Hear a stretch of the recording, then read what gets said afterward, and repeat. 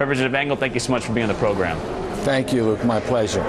We see this horrific news that a school was shelled today. We do not know if Israel or Hamas was directly responsible from that, but we now see these death tolls on the Palestinian side mounting into the 700s. Dozens of Israeli soldiers and a few civilians have also been killed.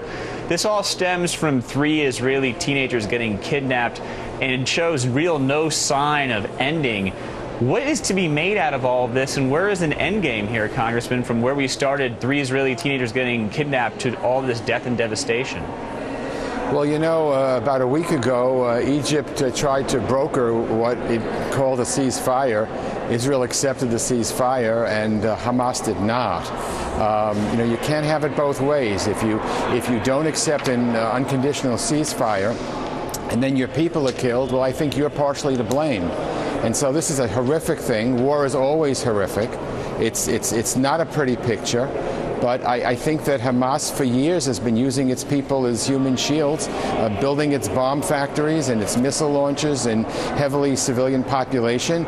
Even as you reported, missiles were found in UN schools in the Gaza Strip. So I think that, you know, it can't be both ways. You know, we hear a lot about the civilians being killed, and it's, again, a terrible tragedy.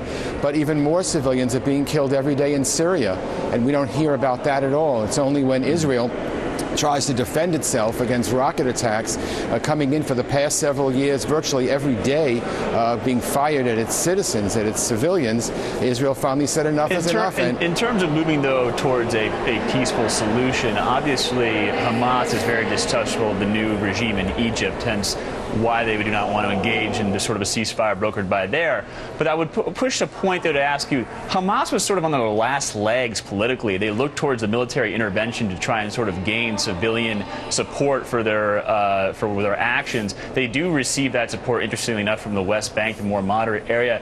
Is Israel playing into their hand by prolonging this conflict and seeing those death tolls rise on their side?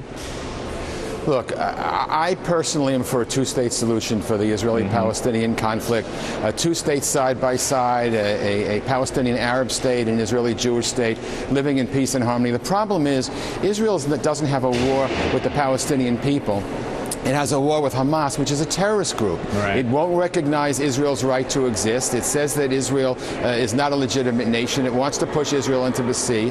I don't know how Israel is supposed to negotiate with an entity that denies its right to exist. Well, it's something Secretary Kerry will be working on through tomorrow. Let's see if, and hopefully there will be some progress. Congressman Eliot Engel, ranking member of the Foreign Affairs Committee, thank you so much for joining us. We appreciate it.